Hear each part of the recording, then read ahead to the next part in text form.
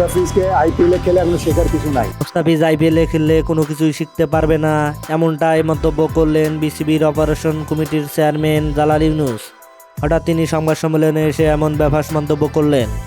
এমন বেফাস মন্তব্য করা এবার চললেন মুস্তাফিজুরের সাবেক কোচ সালাউদ্দিন। সালাউদ্দিন বললেন, মুস্তাফিজুর রহমান আইপিএল থেকে অনেক কিছু শিখতে পারবে, যা জিম্বাবুয়ের বিপক্ষে শিখতে পারবে না। কারণ দেশেরাই কোচ জানেন কোথায় খেললে ভালো হবে কোন খেলোয়াড়ের।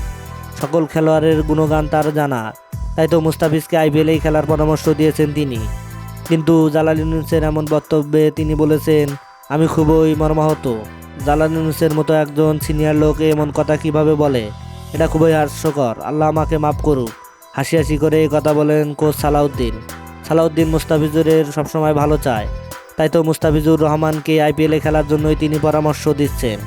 এদিকে আইপিএলে না খেলার জন্য জোর গুঞ্জন উঠেছে মুস্তাফিজুরের, কিন্তু সিএসকে থেকে মুস্তাফিজুরকে না ছাড়ার সিদ্ধান্ত তাদের। এদিকে বাংলাদেশ থেকেও জানানো হয়েছে যে মুস্তাফিজুর রহমানকে 30 এপ্রিলের আগেই দেশে পৌঁছাতে হবে।